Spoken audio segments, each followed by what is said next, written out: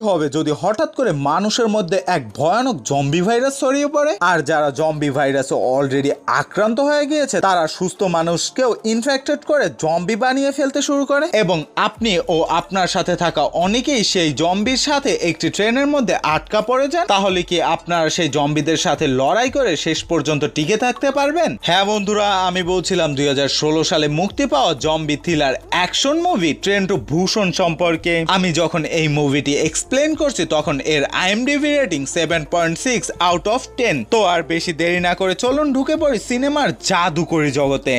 মুভির শুরুতে আমরা একটা ট্রাকের উপরে স্যানিটাইজ করতে দেখতে পাই, যে কারণে সেই ট্রাক ড্রাইভার তাদেরকে জিজ্ঞাসা করে এটা কেন করা হচ্ছে। তখন ওখানকার স্টাফরা তাকে বলে ভয় পাওয়ার কোনো কারণ নেই, কিছু দূরে একটা সায়েন্স ল্যাবের মধ্যে কিছু মেডিসিন লিক হয়ে গিয়েছে, এই জন্য আমাদেরকে এই সব করার অর্ডার দিয়েছে। তখন ড্রাইভার তাদের সাথে আর কোনো কথা না বলে সেখান থেকে বেরিয়ে চলে আসে। কিছু দূর যাওয়ার পরেই সেই ট্রাক ড্রাইভার একটি হরিণকে অ্যাক্সিডেন্ট করে দেয়, আর সে যখন সেটাকে দেখার জন্য নিচে নামে তখন সে দেখতে পায় হরিণটি তার গাড়ির নিচে পড়ে মারা গিয়েছে। তখন সে এই বিষয়টাকে বেশি একটা গুরুত্ব না দিয়ে সামনের দিকে এগিয়ে যায়, আর যেটা ছিল বিপদের প্রথম নিশানা। অন্যদিকে আমরা মুভির মেইন ক্যারেক্টার সিয়াক ওকে দেখতে পাই, যে তার অফিসের কাজে এতটাই ব্যস্ত যে তার পরিবারকে সময় দেওয়ার মতো একদমই সময় তার কাছে থাকে না, যে কারণে তার ওয়াইফ তার কাছ থেকে আলাদা হয়ে গিয়েছে। কিন্তু তার মেয়ে সুয়ান এখনো তার বাবার সাথেই থাকে, তবে সিয়াকু তার মেয়েকেও সময় দিতে পারে না। সুয়ান এবার জন্মদিনে বায়না করে বসে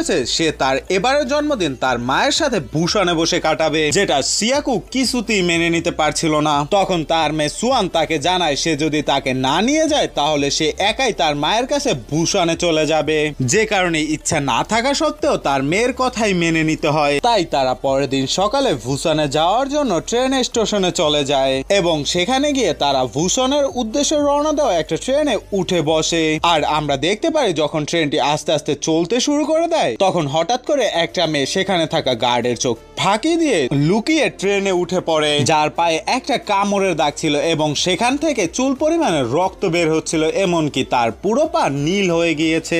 অপরদিকে ট্রেনটি স্টেশন ছেড়ে দেওয়ার আগেই সিয়াকুর মেয়ে সুয়ান খেয়াল করতে পারে হঠাৎ করে ট্রেন স্টেশনের ভিতরে সবাই দৌড়াদৌড়ি করতে শুরু করে দিয়েছে, আর একজন অন্যজনের উপরে হামলা করতে শুরু করে দিয়েছে। তখন সে এই কথা তার বাবাকে জানাতে গেলে দেখতে পায় তার বাবা অলরেডি ঘুমিয়ে পড়েছে, তাই সে তার বাবাকে এই কথা না জানিয়ে ওয়াশরুমে চলে যায়। অপরদিকে আমরা দেখতে পাই ট্রেনের মধ্যে একটা প্যাসেঞ্জার ইয়ং সুক একজন স্টাফকে বলতে থাকে কেউ একজন ওয়াশরুমে গিয়েছে, অনেকক্ষণ হয়ে গিয়েছে, কিন্তু সে এখনো ওয়াশরুম থেকে বের হচ্ছে না। তাই যখন ওয়াশরুমের গেটটি জোর করে খোলা হয় তখন তারা তার মধ্যে একটি পাগল লোককে বসে থাকতে দেখতে পারে, যে বারবার বলছিল সবাই মারা যাবে। যাই হোক, আমরা এই ট্রেনে দ্বিতীয় অ্যাপার্টমেন্টে ওই মেয়েটাকে দেখতে পাই, যে মেয়েটা ট্রেন ছাড়ার সময় লুকিয়ে ট্রেনে উঠে পড়েছিল।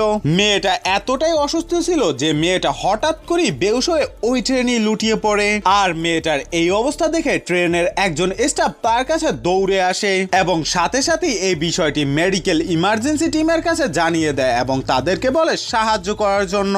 এদিকে সিয়াকুর ঘুম ভেঙে গেলে পাশের সিটে তার মেয়েকে দেখতে পায় না, তাই সে তার মেয়েকে এদিক ওদিকে খুঁজতে শুরু করে, আর এই সময়ের মধ্যে ওই অসুস্থ মেয়েটি সম্পূর্ণ জম্বিতে পরিণত হয়ে তাকে সাহায্য করতে আসা সেই স্টাফের পিছনে অদ্ভুতভাবে দাঁড়িয়ে যায়, যে কারণে ওই স্টাফটা জম্বিটার হাত থেকে বাঁচার জন্য ওই জম্বিটাকে নিয়ে একটা কম্পার্টমেন্টের ভিতরে ঢুকে পড়ে, আর তাকে কামড়ানোর ফলে সেও কিছুক্ষণের মধ্যেই জম্বিতে পরিণত হয়ে যায়, যেটা দেখে ওই কম্পার্টমেন্টে থাকা যাত্রীরা কিছু বুঝে উঠতে না পারলেও যখন জম্বি দুইটা তাদের উপরে আক্রমণ করতে শুরু করে দেয় তখন তারা ছোটাছুটি করতে শুরু করে দেয়, কিন্তু সেখানে থাকা জম্বি দুইটা যাকেই কামড়ে দেয় সেই ইনফেক্টেড হয়ে জম্বিতে পরিণত হয়ে যাচ্ছে, এবং জম্বিতে পরিণত হয়ে সেও অন্যদেরকে কামড়াতে শুরু করে দেয়, যে কারণে কিছুক্ষণের মধ্যে ওই কম্পার্টমেন্টের পুরোপুরি জম্বিতে ভরে যায়। অপরদিকে সিয়াকু তার মেয়েকে খুঁজতে খুঁজতে ওই জম্বিগুলো কম্পার্টমেন্টের পাশের কম্পার্টমেন্টে এসে পৌঁছে যায়। সে বুঝতে পারে কোনো ঝামেলা হয়েছে, আর তখন সুয়ানও মানুষের চিল্লাচিল্লি শুনে ওয়াশরুম থেকে বের হয়ে যায়, কিন্তু হঠাৎ করে ওই কম্পার্টমেন্টের লোকেরা দৌড়ে সিয়াকুর কম্পার্টমেন্টে কম্পার্টমেন্টে ঢুকে যায়, যেটা দেখে সিয়াকু কিছুই বুঝতে পারছিল না আসলে এখানে কি হচ্ছে। তবে যখন তার সামনে জম্বিগুলো মানুষকে ইনফেক্টেড করছিল এবং তার দিকে দৌড়ে আসছিল, তখন সেও বুঝে যায় এখানে দাঁড়িয়ে থাকা মানে নিজের জীবন ঝুঁকিতে ফেলা। তাই সিয়াকু পিছনে ঘুরে দৌড় দিবে, তখনই সে তার মেয়েকে দেখতে পায় আর তাকে কোলে নিয়ে পরবর্তী কম্পার্টমেন্টে পৌঁছে যায় এবং সেখানে গিয়ে সে দরজা বন্ধ করতে শুরু করে দেয়। সেখানে স্যাঙ্গুয়া নামের একটা লোক ছিল যে তার ওয়াইফকে নিয়ে ওয়াশরুমের সামনে দাঁড়িয়ে ছিল। সে অন্য কম্পার্টমেন্টে যখন চিল্লাচিল্লি শুনতে পায়, তখন সে তার ওয়াইফকে তাড়াতাড়ি ওয়াশরুম থেকে বের হতে বলে আর তার ওয়াইফও ওয়াশরুম থেকে তাড়াতাড়ি করে বের হয়ে যায়। তখন স্যাঙ্গুয়া দেখতে পারে একটা লোক একটা মহিলাকে ইনফেক্টেড করে দিচ্ছে। তাই সে ওই মহিলাটিকে বাঁচানোর জন্য যখন সাহায্য করতে যায়, তখন সেও বুঝতে পারে এগুলো আসলে জম্বি আর এই জম্বিগুলো থেকে তাকেও বাঁচতে হবে, এমনকি তার স্ত্রীকেও বাঁচাতে হবে। তাই সে দ্রুত তার স্ত্রীকে নিয়ে সিয়াকুরা থাকা সেই কম্পার্টমেন্টের দিকে দৌড়াতে থাকে। কিন্তু সিয়াকু আগে থেকে ওই কম্পার্টমেন্টটা বন্ধ করে দিয়েছে, তাই স্যাঙ্গুয়া তার স্ত্রীকে কম্পার্টমেন্টের ভিতরে ঢুকাতে পারছিল না। কিন্তু শেষমেশ স্যাঙ্গুয়া দরজা খুলে তার স্ত্রীকে নিয়ে ভিতরে ঢুকে আবার দরজাটি বন্ধ করে দেয় এবং দরজাটিকে লক করার চেষ্টা করতে থাকে। কিন্তু দরজার বাইরে থাকা জম্বিগুলো দরজার উপরে এমন ভাবে হামলা করছিল মনে হচ্ছিল দরজাটি এক্ষুনি ভেঙে যাবে আর ভিতরে থাকা সবার উপরে হামলা করে দিবে। তখন সিয়াকু বলে ওঠে দরজা লক করার প্রয়োজন নেই,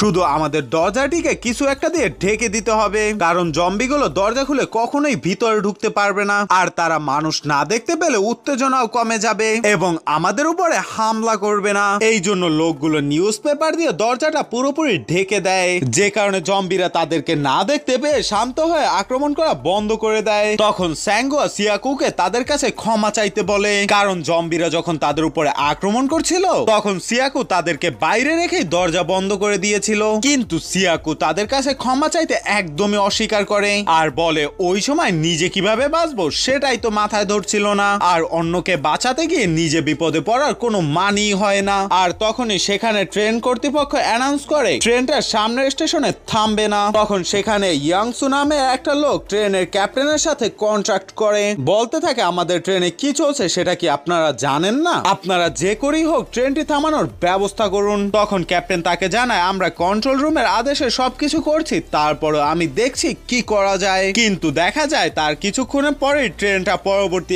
স্টেশনে হুট করে স্লো হয়ে যায় আর ওই স্টেশনে থাকা সব লোকগুলোকে জম্বিতে হামলা করে তাদেরকেও ইনফেক্টেড করে দিচ্ছিল এবং অনেক লোক তো জম্বির অ্যাটাকের সাথে সাথেই মারা যাচ্ছিল। এই সব কিছু দেখে সবাই নিজের ফোনেই এই সম্পর্কে ইন্টারনেট চেক করতে থাকে আর তারা দেখতে পায় ইন্টারনেটে অলরেডি হিউজ পরিমাণ ভিডিও ছড়িয়ে পড়েছে যেখানে জম্বিরা শুধু মানুষের উপরে আক্রমণ করছে। এক গভর্নমেন্ট অফিসার বলে এই ভাইরাসগুলোকে শেষ করার জন্য অনেকগুলো শহরকে সিল করে দেওয়া হয়েছে, কিন্তু যেই শহরগুলোতে জম্বি অনেক বেশি ওই শহরগুলোতে আগুন লাগিয়ে দেওয়া হবে। আর সে এটাও বলে যতক্ষণ আপনি ঘরে থাকবেন ততক্ষণ আপনি নিরাপদে থাকবেন। যাই হোক, এরপরে ট্রেনটা আবারও ফুল স্পিডে চলতে শুরু করে এবং কিছুক্ষণ পরে ট্রেনটিতে আরেকটি অ্যানাউন্সমেন্ট হয় যেটার মধ্যে সকল প্যাসেঞ্জারকে উদ্দেশ্য করে বলা হয় ট্রেনটি সামনের স্টেশনে থামবে আর সাথে সাথেই সেনাবাহিনী তাদেরকে সেভ করে সকলকে এই জম্বির হাত থেকে বাঁচিয়ে নিবে। অ্যানাউন্সমেন্ট এর পরেই সিয়াকু নোটিশ করতে পারে ইয়াংসুক নামের এই লোকটা কারোর সাথে ফোনে কথা বলছিল আর তার কথা শুনে সিয়াকু বুঝতে পারে যেই শহরে তারা থামার চিন্তা করছে ওই শহরটা একদমই নিরাপদ না, ওই শহরে জম্বিতে পুরোপুরি ভরে গিয়েছে আর তাদের জীবন হুমকিতে আছে। তাই সিয়াকু তার মেয়েকে স্যাঙ্গুয়ার পাশে দাঁড় করিয়ে কাউকে ফোন করার জন্য একটু দূরে চলে যায়। আসলে সিয়াকু একজন ক্লায়েন্টের কাছে ফোন দেয় যে ওই শহরেই থাকতো। তখন ওই ক্লায়েন্ট তাকে জানায় ওই স্টেশনে সাধারণ মানুষ নিরাপত্তার জন্য আর্মি নিয়োগ দেওয়া হলেও সেখান থেকে সাধারণ মানুষকে বাড়িতে ফেরত দেওয়া হবে না, তাদেরকে জোর করে কোয়ারেন্টাইন করে রাখা হবে। যেটা শুনে সিয়াকু জানায় আমার সাথে আমার মেয়েও আছে, তুমি যে করেই হোক আমাদেরকে এখান থেকে নিয়ে যাও। কিন্তু প্রথমে সেই লোকটি তাকে সাহায্য করতে সম্পূর্ণভাবে অস্বীকার করে, কিন্তু এরপরে সিয়াকু যখন এখান থেকে যাওয়ার পরে তাকে ব্যবসায়িক দিক থেকে বিভিন্নভাবে সাহায্য করবে বলে জানায়, তখন সে সিয়াকুকে সাহায্য করতে রাজি হয়ে যায় এবং তাকে বলে আপনারা স্টেশনে নামার পরে মেইন গেটের দিকে না গিয়ে স্টেশনের 2 নাম্বার গেট দিয়ে শহরের দিকে বের হয়ে যাবেন, এরপরে সেখান থেকে আমি আপনাদেরকে পিক আপ করে নিব। আর এই সকল কথা মুভির শুরুতে ওয়াশরুমে দেখতে পাও সেই পাগলটিও শুনে নেয়। তো যাই হোক, এরপরে দেখা যায় ট্রেনটি ওই স্টেশনে এসে থামলে যাত্রীরা সেখান থেকে খুব সাবধানতার সাথে বাহিরে বের হতে থাকে আর তারা দেখতে পায় পুরো স্টেশনটি অস্বাভাবিকভাবে সম্পূর্ণ খালি ছিল। তবে তারপরেও তারা ট্রেন থেকে নেমে সাহস নিয়ে সামনের দিকে এগোতে থাকে। কিন্তু তাদের সাথে থাকা ইয়াংসুক ট্রেন থেকে নেমে দৌড়ে ট্রেন ড্রাইভারের কাছে এবং চিপের কাছে পৌঁছে যায় আর তাদেরকে বলে, আমরা এখানে ভুল করে নেমে পড়েছি, আমাদের এখানে নামা একদমই উচিত হয়নি, কারণ এই সিটিটাকে বন্ধ করে দেওয়া হয়েছে আর এখন একমাত্র ভূষণ শহরটাই খোলা আছে। ইয়াংসুক ড্রাইভারের কাছে রিকোয়েস্ট করে বলতে থাকে, ট্রেনের মাঝখান দিয়ে এই জম্বি কম্পার্টমেন্টটা বের করে আমাদেরকে সেফলি ভূষণ শহরে পৌঁছে দিন। কিন্তু এরকম করাটা একটু মুশকিল ছিল, কারণ সকল প্যাসেঞ্জার অলরেডি স্টেশনের দিকে চলে গিয়েছে। তখন ট্রেন মাস্টার ইয়াংসুককে বলে, তুমি গিয়ে সবাইকে ডেকে নিয়ে আসো, আর আমরা চাইলেও এখান থেকে জম্বি কম্পার্টমেন্টটা সরাতে পারবো না, তবে আমি দেখছি এই স্টেশনে অন্য কোনো ট্রেন খালি আছে কিনা। অপরদিকে আমরা দেখতে পারি স্টেশনের সবাই মেইন গেটের দিকে যাচ্ছিল বের হওয়ার জন্য, কিন্তু সিয়াকো তার মেয়েকে নিয়ে অন্য একটি গেট দিয়ে বের হওয়ার চেষ্টা করছিল।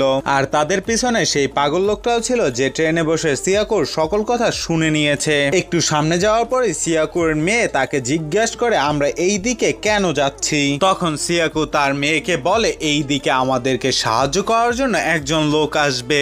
যেটা শুনে সিয়াকোর মেয়ে সবাইকে ডাকতে চাইলে সিয়াকো তাকে বাধা দেয়, আর এই জিনিসটা সুয়ানের খুবই খারাপ লাগে। এই কথা চলাকালীন তাদের সামনে একটা লোক চলে আসে আর ওই পাগল লোকটা মনে করে তাদেরকে সাহায্য করার জন্য কেউ এসেছে, তাই পাগল লোকটা দৌড়ে সেই লোকটার কাছে চলে যেতে শুরু করে। তখনই সিয়াকো তার পিছনে পিছনে দৌড় দেয় আর দৌড়াতে দৌড়াতে তার ক্লায়েন্টের কাছে ফোন দেয়, এটা জানার জন্য এটাই সেই লোকটা কিনা। কল করার পরে জানতে পারে তার ক্লায়েন্ট এখন পর্যন্ত স্টেশনেই আসেনি, এটা অন্য কেউ ছিল যাকে অলরেডি জম্বিদের হাতে আহত করেছিল। অন্যদিকে যখন সবাই মেইন গেট দিয়ে বের হতে যাবে তখন তারা দেখতে পায় তাদেরকে নিরাপত্তা দিতে আসা সকল আর্মি অফিসাররাও জম্বিতে পরিণত হয়েছে আর তাদেরকে দেখে তাদের উপরে হামলা করতেও শুরু করে দেয়, যেটা দেখে সেখানে থাকা সবাই আবার উল্টো দৌড়ে পালাতে শুরু করে এবং স্যাঙ্গুয়া তার প্রেগনেন্ট ওয়াইফকে নিয়ে দ্রুত সেখান থেকে পালাতে থাকে। অপরদিকে যেখানে সিয়াকো এবং সেই পাগল লোকটা ছিল সেখানে জম্বিদের হাতে আহত হওয়া লোকটার পিছনে মুহূর্তের মধ্যে আরো অনেকগুলো জম্বি চলে আসে আর জম্বিগুলো ওই পাগল লোকটার উপর হামলা করতেই যাবে তখনই সে পিছনের দিকে ভাগতে শুরু করে, যেটা দেখে সিয়াকো পিছনের দিকে দৌড় দেয়। তবে সে তখনই দূর থেকে দেখতে পায় একটা জম্বি তার মেয়ের উপরে হামলা করতে যাচ্ছে, কিন্তু তার মেয়েকে আহত করার আগেই স্যাঙ্গুয়া সেখানে এসে পড়ে আর জম্বিটাকে অনেক জোরে একটা ঘুষি মারে, যে কারণে জম্বিটা ছিটকে গিয়ে দূরে। তখন স্যাঙ্গুয়ার স্ত্রী সিয়াকোর মেয়েকে সেখান থেকে বাঁচিয়ে নেয় আর তারা সবাই দ্বিতীয়বারের মতো আবারও একসাথে হয়ে যায়। আর ট্রেন স্টেশনের মধ্যে একটা দরজার পিছনে সবাই লুকিয়ে পড়ে, কিন্তু সিয়াকো ও সেই পাগল লোকটা তখনও দরজার বাইরে ছিল আর তারা দৌড়ে দরজার পিছনে আসার চেষ্টা করছিল। তবে তখনই সিয়াকোর উপরে একটা জম্বি আক্রমণ করে দেয়, কিন্তু জম্বিটা সিয়াকোকে আহত করার আগেই সেই পাগল লোকটা তার গায়ের চাদর দিয়ে জম্বিটার মুখ ঢেকে দেয়, যে কারণে জম্বিটা চোখে কিছু না দেখতে পেয়ে সিয়াকোকে ছেড়ে দেয় এবং সিয়াকো অবশেষে দরজার পিছনে চলে আসে। তারা দরজার পিছনে আসার পরে সিয়াকো, স্যাঙ্গুয়া ও আরো কিছু বেসবল প্লেয়ার মিলে দরজাটিকে লক করার চেষ্টা করে, কিন্তু সেখানে থাকা বাকি যাত্রীরা খুব দ্রুত ট্রেনের দিকে দৌড়াতে থাকে আর তার ট্রেনের কাছে এসে পৌঁছে দেখা যায় জম্বিগুলো একটা জানলার উপরে এত বেশি প্রেসার দিচ্ছিল যে কারণে জানলাটা সাথে সাথেই ভেঙে যায় আর জম্বিগুলো সেই ভাঙা জানলা দিয়ে ট্রেনের উপরে পড়তে থাকে, যেটা দেখে সেখানকার যাত্রীরা সবাই দ্রুত ট্রেনের ভিতরে ঢুকে পড়ে। যখনই তারা সবাই ট্রেনের মধ্যে ঢুকে পড়ে তখনই জম্বিগুলো তাদের ট্রেনের উপরে হামলা করতে শুরু করে দেয়। তাই ইয়াংসুক ট্রেন ম্যানেজারকে বলে, তাড়াতাড়ি ট্রেন চালাতে বলো, না হলে আমরা কেউই এখান থেকে বেঁচে ফিরতে পারবো না। কিন্তু সেখানে থাকা বেসবল টিমের একটা প্লেয়ার বলতে থাকে, আপনারা এমনটা করতে পারেন না, কারণ এখনো আমার টিমের অনেক প্লেয়ারই স্টেশনের মধ্যে আছে। কিন্তু ইয়াংসুক কারো পরোয়াই করছিল না, সে ট্রেন ম্যানেজারকে ট্রেন ছাড়ার জন্য ধমকাতে শুরু করে, যে কারণে ট্রেন ম্যানেজারের না চাওয়া সত্ত্বেও ড্রাইভারকে চালানোর জন্য বলতে হয়। অপরদিকে আমাদেরকে দেখানো হয় স্যাঙ্গুয়া, সিয়াকো ওই বেসবল টিমের প্লেয়ারগুলোকে দেখানো হয় যারা এখনো সেই দরজাটি লক করার চেষ্টা করেই যাচ্ছিল, কিন্তু জম্বিগুলো দরজার উপরে অনেক বেশি চাপ প্রয়োগ করার কারণে দরজাটি তারা লক করতে পারছিল না। তবে শেষ পর্যন্ত তারা দরজাটি লক করতে সক্ষম হয়, কিন্তু লক করার পরে তারা দেখতে পায় জম্বিগুলো তাদের মাথা দিয়ে আঘাত করে করে দরজার গ্লাস ভেঙে ফেলছে। তাই তারা দ্রুত সেখান থেকে ট্রেনের দিকে পালাতে থাকে। আর তখনই জম্বিরা সেই দরজার গ্লাসটি ভেঙে ফেলে এবং তাদের পিছনে ধাওয়া করতে শুরু করে দেয়। আর তারা পালাতে পালাতে যখন ট্রেনের কাছে পৌঁছে যায় তখনই দুইটা জম্বি দুইটা বেসবল প্লেয়ারের উপরে হামলা করে দেয়। তবে শেষের বেসবল প্লেয়ারটাকে জম্বি আক্রমণ করার আগেই সিয়াকু তাকে বাঁচিয়ে ট্রেনের মধ্যে নিয়ে চলে আসে। কিন্তু তখনও স্যাঙ্গুয়া পিছনেই ছিল এবং তার পিছনে অনেকগুলো জম্বি ধাওয়া করছিল, যে কারণে সিয়াকু স্যাঙ্গুয়াকে ট্রেনে উঠানোর জন্য তার দিকে হাত বাড়িয়ে দেয়। আর স্যাঙ্গুয়াও তাকে আক্রমণ করতে আসা জম্বিগুলোকে মেরে সিয়াকুর হাত ধরে ট্রেনে উঠে পড়ে। ফাইনালি ট্রেনটা খুব দ্রুত গতিতে চলতে শুরু করে। তবে সিয়াকু, স্যাঙ্গুয়াও ও সেই বেসবল টিমের প্লেয়ারটা আলাদা একটা কম্পার্টমেন্টে উঠে পড়েছিল। বাকি অন্য সবাই অন্য একটা কম্পার্টমেন্টে উঠেছিল, যে কারণে সিয়াকু তার নিজের মেয়েকে নিয়ে আর স্যাঙ্গুয়ার ওয়াইফকে নিয়ে বেশি চিন্তিত ছিল। তাই স্যাঙ্গুয়া তার ওয়াইফকে ফোন করে পরে জানতে পারে তারা 13 নম্বর কম্পার্টমেন্টের ওয়াশরুমের ভিতরে ফেসে আছে এবং বেসবল প্লেয়ারটা তার একটি টিম মেম্বারের কাছে ফোন করে জানতে পারে সে সহ বাকিরা 15 নম্বর কম্পার্টমেন্টের মধ্যে আছে আর তারা সবাই সেখানে নিরাপদে আছে। তবে এই কম্পার্টমেন্টগুলোর মধ্যে এমন কম্পার্টমেন্ট আছে যে কম্পার্টমেন্টগুলোর মধ্যে শুধু জম্বিতে ভর্তি ছিল। এসব কিছু শোনার পরে স্যাঙ্গুয়া ডিসাইড করে সে জম্বিদের সাথে লড়াই করে 13 নম্বর কম্পার্টমেন্টে আটকে থাকা সকলকে বাঁচিয়ে 15 নম্বর কম্পার্টমেন্টে নিয়ে যাবে। এই জন্য সে জম্বিদের সাথে ফাইট করার জন্য তৈরি হয়ে যায়। তখন সিয়াকু ও সেই বেসবল টিমের প্লেয়ারটিও তাকে সাহায্য করার জন্য রেডি হয়ে যায়। তারপর তারা তিনজন দরজা খুলে প্রথম কম্পার্টমেন্টটিতে ঢুকে পড়ে।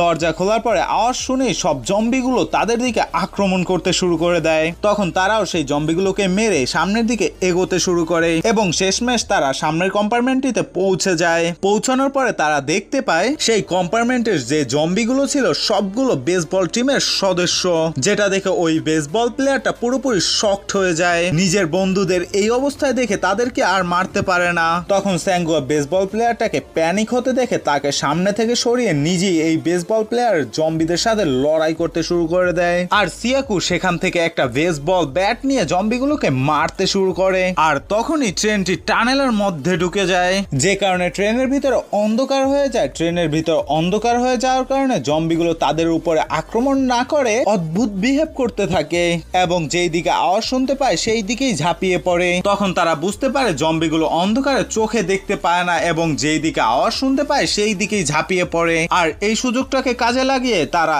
এই কম্পার্টমেন্ট থেকে অন্য কম্পার্টমেন্টে চলে যায়। সেখান থেকে যাওয়ার পরে তারা সেখানেও অনেকগুলো জম্বি দেখতে পায় যেগুলো সেই কম্পার্টমেন্টের বিপরীত প্রান্তে ছিল।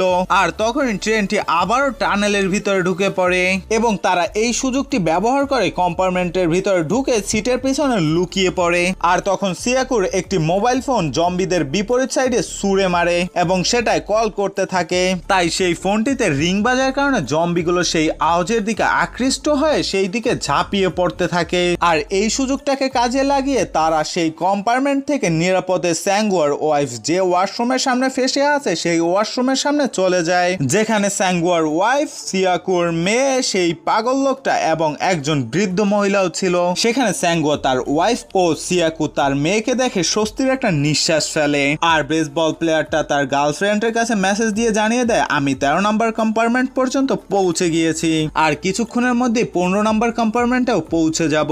যেটা শুনে বেসবল প্লেয়ারের গার্লফ্রেন্ড খুব খুশি হয়ে যায় এবং এই কম্পার্টমেন্টে থাকা বাকি সবাইকে এ কথাটা জানিয়ে দেয়। এ কথা শোনার পরে ইয়াংসুক অনেকটা রাগান্বিত হয়ে যায় আর বলে আমরা আমাদের কম্পার্টমেন্টের দরজা খুলবো না, কারণ তারা এই কম্পার্টমেন্টে আস্তে আস্তে ইনফেক্টেড হয়ে যেতে পারে, তখন আমরা সবাই বিপদে পড়ে যাব।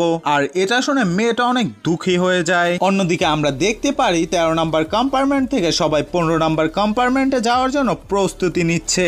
আর তখনই ট্রেনটা একটা টানেলের ভিতর ঢুকে পড়ে, যে কারণে ট্রেনের ভিতর অন্ধকার হয়ে যায়। তারা তো আগে থেকেই জানে অন্ধকার হওয়ার কারণে জম্বিগুলো চোখে দেখতে পায় না। তারা সেই সুযোগকে কাজে লাগিয়ে সেখানে থাকা সবাইকে নিয়ে খুব সাবধানতার সাথে 15 নম্বর কম্পার্টমেন্টের দিকে এগোতে শুরু করে। কিন্তু সেখানে সেই পাগল লোকটিকে বাঁচাতে গিয়ে সিয়াকু পড়ে যায় জম্বিদের চোখে। তাই তারা দ্রুত সেখান থেকে পালিয়ে একটি নিরাপদ কম্পার্টমেন্টে এসে দরজা বন্ধ করতে থাকে। তবে দরজা বন্ধ করার আগে জম্বিগুলো তাদের হাত পা মাথা ঢুকিয়ে দিয়ে দরজা বন্ধ করতে অনেক বাধা দেয়। কিন্তু স্যাঙ্গুয়া খুব শক্ত করে দরজাটিকে ধরে রাখে যাতে জম্বিরা ভিতরে আসতে না পারে। আর সিয়াকু তার হাতে থাকা বেসবল ব্যাটটা দিয়ে জম্বিদের উপর আক্রমণ করতে থাকে। তাই যে করেই হোক তা তাদেরকে তাদের পাশের 15 নাম্বার কম্পার্টমেন্টের নিরাপদে পৌঁছাতে হবে। কিন্তু 15 নাম্বার কম্পার্টমেন্টের দরজা লক করা ছিল, যেটা দেখে ওই বেসবল প্লেয়ারটা তার পার্টনারের কাছে ফোন দেয় আর বাইরে বসে চিল্লাচিল্লি করতে থাকে যাতে তারা দরজাটি খুলে দেয়। আসলে তারা চাচ্ছিল না বাকি যারা বেঁচে আছে তারা এই কম্পার্টমেন্টে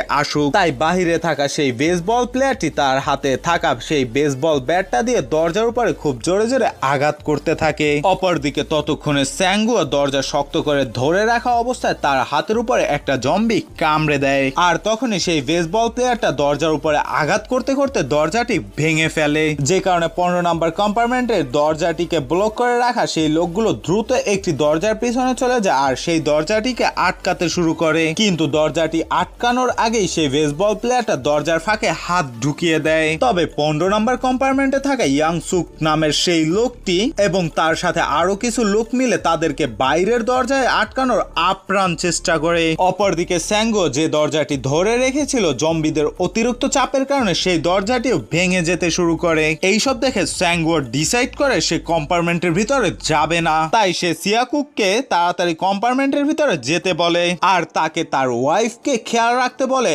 এবং সে তার সকল শক্তি দিয়ে জম্বিদের আটকানোর চেষ্টা করে। সিয়াকু তখন সকলের জীবনের কথা চিন্তা করে তাদেরকে নিয়ে 15 নাম্বার কম্পার্টমেন্টের দিকে যেতে শুরু করে। তবে তখনও সেই বেসবল প্লেয়ারটা দরজাটিকে খোলার চেষ্টা করেই যাচ্ছিল আর ইয়াংসুক সহ ভিতরে সেই লোকগুলো দরজাটিকে আটকে রাখার চেষ্টা করছিল। তখন সিয়াকু গিয়ে কোনো মতে সেই দরজাটিকে খুলতে সক্ষম হয়। তখন দেখা যায় সেই জম্বিগুলো স্যাঙ্গুয়াকে জম্বি বানিয়ে দিয়ে তাদেরকে আক্রমণ করতে ছুটে আসছিল, কিন্তু দেখা যায় তখনও একজন বৃদ্ধ মহিলা কম্পার্টমেন্টের বাহিরে ছিল। তবে সেও সবাইকে নিরাপদ রাখার জন্য জম্বিদের হাতে নিজের জীবন উৎসর্গ করে দেয়, যেটা দেখে সিয়াকু জম্বিগুলো ভিতরে আসার আগে দ্রুত দরজা লাগিয়ে দেয়। দরজা লাগিয়ে দেওয়ার পরে সিয়াকু ইয়াংসুকের উপরে ভীষণ পরিমাণে রেগে যায়, যে কারণে তাকে ঘুষি মেরে গলা চেপে ধরে এবং তাকে বলতে থাকে তুমি দরজাটি কেন খুলনি, তোমার কারণে স্যাঙ্গুও জম্বি ভাইরাসে আক্রান্ত হয়ে জম্বি হয়ে গিয়েছে, তুমি এমনটা কেন করলে। তখন ইয়াংসুক নিজেকে নির্দোষ প্রমাণ করার জন্য সিয়াকুর হাত থেকে নিজেকে ছাড়িয়ে সকলের উদ্দেশ্যে বলতে থাকে এই লোকটাও জম্বি ভাইরাসে আক্রান্ত হয়ে গিয়েছে, এ আমাকে মারার চেষ্টা করছে, একে কোনোভাবেই আমাদের সাথে রাখা যাবে না, একে দ্রুত এই কম্পার্টমেন্ট থেকে বের করে দাও। যে কারণে সেখানে থাকা সবাই অন্য কম্পার্টমেন্ট থেকে আসা সবাইকে তাদের কম্পার্টমেন্ট ছেড়ে যেতে বলে। তখন ওই কম্পার্টমেন্ট থেকে বের হয়ে যাওয়া ছাড়া তাদের হাতে আর কোনো রাস্তাই ছিল না, তাই তারা সেখান থেকে বের হয়ে তার পাশে থাকা অন্য আরেকটি কম্পার্টমেন্টে চলে যায় এবং সেই বেসবল টিমের প্লেয়ারের গার্লফ্রেন্ডও তাদের সাথে চলে যায়। তখন 15 নাম্বার কম্পার্টমেন্টে থাকা লোকগুলো সিয়াকুরা চলে যাওয়ার পরেই তাদের কম্পার্টমেন্টটি জামা কাপড় দিয়ে খুব শক্তভাবে সিল করে দিতে থাকে। আর এই সকল ঘটনার কারণে এই কম্পার্টমেন্টের পিছনে বসে থাকা একটি মহিলা তাদের উপরে খুবই রেগে যায়, কারণ সিয়াকুরা 15 নাম্বার কম্পার্টমেন্টে ঢোকার সময় তাদেরকে বাঁচানোর জন্য যেই মহিলাটি জম্বি ভাইরাসে আক্রান্ত হয়েছিল সেই মহিলাটি আর কেউ না, সে ছিল এই মহিলাটারই বোন। এমনকি এই মহিলাটি অন্য কম্পার্টমেন্টে তার বোনকে দেখতে পায় যে অলরেডি জম্বি হয়ে গিয়েছে। তাকে দেখার পরে সে খুবই ইমোশনাল হয়ে পড়ে, যে কারণে সে জম্বিদের কম্পার্টমেন্টের দরজা খুলে দেয় আর সাথে সাথে সকল জম্বিগুলো তাদের উপরে হামলা করে দেয়, যেটা অন্য কম্পার্টমেন্টে থাকা সিয়াকুরা দেখতে থাকে এবং তাদের সাথে ঘটে যাওয়া সকল ঘটনার জন্য খুবই ইমোশনাল হয়ে পড়ে। আর কিছুক্ষণ পরে ট্রেনটা হঠাৎ করে থেমে যায়, কারণ তাদের লাইনের সামনে অন্য আরেকটি ট্রেন অ্যাক্সিডেন্ট হয়ে লাইন বন্ধ হয়েছিল। তখন ট্রেন ড্রাইভার সকলকে উদ্দেশ্য করে অ্যানাউন্স করে সামনে লাইন বন্ধ আছে, তাই যারা এখনো বেঁচে আছেন তাদের সবাইকে এখন নেমে অন্য একটি ট্রেনে বাকি পথ অতিক্রম করতে হবে। তবে আমরা দেখতে পাই 15 নাম্বার কম্পার্টমেন্টে থাকা সকলেই জম্বি ভাইরাসে আক্রান্ত হলেও সেখানে ইয়াংসুক নামের সেই লোকটা আর ট্রেনের ম্যানেজার ওয়াশরুমের ভিতরে লুকিয়েছিল আর সেখানে বসে তারাও অ্যানাউন্সমেন্ট শুনতে পায়, যে কারণে তারা সেখান থেকে বের হওয়ার চেষ্টা করে। কিন্তু বাইরে সেই কম্পার্টমেন্টে জম্বিগুলো দাঁড়িয়ে থাকার কারণে তারা সেখান থেকে বের হতে পারছিল না। তবে ইয়াংসুক ম্যানেজারকে বলে তুমি প্রথমে বের হও, আর যখন ম্যানেজার বের হয়ে যায় তখনই পিছন থেকে ইয়াংসুক ম্যানেজারকে ওই জম্বিগুলোর দিকে ধাক্কা দিয়ে দেয়, যে কারণে জম্বিগুলো ম্যানেজার উপরে হামলা শুরু করে দেয়। আর এই ফাঁকে ইয়াংসুক ট্রেন থেকে দ্রুত নেমে পড়ে। তবে কিছু জম্বি তখন ইয়াংসুককে ধাওয়া করতে থাকে। অন্যদিকে সিয়াকুরা সেখান থেকে বের হওয়ার পরে ড্রাইভারের বলা সেই ট্রেনটিকে খুঁজতে ছিল, তখনই সেখানে লাইনচ্যুত একটি ট্রেন অ্যাক্সিডেন্ট করে দেয়, যে কারণে তাদের কাছে থাকা সেই বেসবল টিমের প্লেয়ারটি এবং তার গার্লফ্রেন্ড আলাদা হয়ে দুটি ট্রেনের মাঝে ফেসে যায়। আর তারা সেখান থেকে বের হওয়ার জন্য একটি ট্রেনের দরজা খোলার চেষ্টা করতে থাকে। তখনই হঠাৎ করে পালাতে পালাতে ইয়াংসুক চলে আসে এবং তার পিছনে সেই জম্বিগুলোও ছিল। তাই ইয়াংসুক সেই জম্বিগুলোর হাত থেকে বাঁচার জন্য সেই বেসবল টিমের প্লেয়ারের গার্লফ্রেন্ডটিকে জম্বিদের দিকে ধাক্কা দিয়ে দেয়, যে কারণে সেই মেয়েটিও জম্বি ভাইরাসে আক্রান্ত হয়ে যায়। তখন সেই বেসবল টিমের প্লেয়ারটাও মেয়েটাকে আক্রমণ করা সেই জম্বিটাকে কোনো মতে ট্রেনের বাইরে বের করে মেয়েটাকে কোলে নিয়ে কান্না করতে শুরু করে দেয়। আর মেয়েটা আস্তে আস্তে জম্বিতে পরিণত হয় এই বেসবল প্লেয়ারটিকে আক্রমণ করে দেয়। তবে ইয়াংসুক কোনো মতে সেখান থেকে বের হতে পারে, কিন্তু তখনও তার পিছনে অনেকগুলো জম্বি ধাওয়া করতে থাকে আর সে দৌড়ে সেই ট্রেনটার দিকে যেতে শুরু করে দেয়। তবে তখন সে ট্রেন লাইনের সাথে হোঁচট খেয়ে মাটিতে পড়ে যায়, যেটা দেখে ট্রেন ড্রাইভার তাকে সাহায্য করতে আসলে ইয়াংসুক ট্রেন ড্রাইভারকে জম্বিদের মধ্যে ধাক্কা দিয়ে দেয় আর জম্বিরা ট্রেন ড্রাইভারের উপরে হামলা করে দেয়। তবে কোনো মতে ইয়াংসুক সেখান থেকে নিজেকে বাঁচিয়ে ট্রেনে উঠে পড়ে। অন্যদিকে আমরা দেখতে পারি সিয়াকু ও তার মেয়ে স্যাঙ্গুয়ার ওয়াইফ ও সেই পাগল লোকটা একটা কম্পার্টমেন্টের নিচে ফেসে ছিল আর ওই কম্পার্টমেন্টের মধ্যে অনেকগুলো জম্বিও ছিল। তবে সিয়াকু কোনো মতে সেখান থেকে বের হয়ে যখন তাদেরকে বের করতেই যাবে তখনই ট্রেনের জানলা ভেঙে সেই জম্বিগুলো নিচে পড়ে যায়, যেটা দেখে সেই পাগল লোকটা নিজের জীবনের চিন্তা না করে ওই তিনজনের জীবন বাঁচানোর জন্য জম্বিগুলোকে একাই আটকে রাখার চেষ্টা করতে থাকে এবং তাদেরকে সেখান থেকে চলে যেতে বলে। তবে তারা কোনো উপায় না পেয়ে সেই পাগল লোকটাকে সেখানে রেখেই সেখান থেকে দ্রুত পালাতে শুরু করে দেয়। আর দেখা যায় সেখানে থাকা প্রায় সব জম্বিগুলো তাদের পিছনে ধাওয়া করতে শুরু করে দেয়, কিন্তু তারা কোনো মতে তাদের হাত থেকে বেঁচে ভূষণের উদ্দেশ্যে চলতে শুরু করে সেই ট্রেনটিতে উঠে পড়ে। তবে ট্রেনে ওঠার পরে দেখা যায় জম্বিগুলো তাদেরকে ইনফেক্টেড করার জন্য ট্রেনের শিক ধরে ঝুলে রয়েছে, যে কারণে ট্রেনের স্পিড কমে যাচ্ছিল, যেটা দেখে সিয়াকু লাথি মেরে জম্বিগুলোর হাত ছাড়িয়ে দেয় আর ফাইনালি তারা সকল জম্বি থেকে জীবন বাঁচাতে সক্ষম হয়। তখন সিয়াকু তাড়াতাড়ি ট্রেন মাস্টারের কেবিনের দিকে গিয়ে সেটার দরজা খুলে এবং সে দেখতে পায় ইয়াংসুক বসে আছে আর সেও জম্বি ভাইরাসে ইনফেক্টেড ছিল, কারণ ট্রেনে ওঠার সময় যখন তার উপর জম্বিরা আক্রমণ করেছিল তখনই সে ইনফেক্টেড হয়ে গিয়েছিল। সে সিয়াকুকে দেখতে পেয়ে তার উপরে হামলা করে দেয়। তখন সিয়াকু তার সাথে লড়াই করতে শুরু করে দেয় এবং তাকে সেখান থেকে ফেলে দেওয়ার চেষ্টা করতে থাকে আর অনেক চেষ্টার পরে ইয়াংসুককে ফেলেও দিতে পারে, কিন্তু দেখা যায় ইয়াংসুককে ট্রেন থেকে ফেলে দেওয়ার আগেই সিয়াকুকে কামড়ে দিয়েছিল, যে কারণে সিয়াকু বুঝতে পারে সেও আর কিছুক্ষণের মধ্যে জম্বিতে পরিণত হবে। তাই সে দ্রুত তার মেয়ে আর স্যাঙ্গুয়ার ওয়াইফকে ট্রেন মাস্টার ক্যাবিনের ভিতরে নিয়ে যায় আর এই ট্রেনটিকে ব্রেক করার সিস্টেম দেখিয়ে দেয় এবং তার মেয়েকে বলে তুমি তোমার আন্টির কাছেই থেকো, আন্টি খুব সুন্দরভাবে তোমার খেয়াল রাখবে যতক্ষণে তুমি তোমার আম্মুর কাছে পৌঁছে না যাচ্ছ।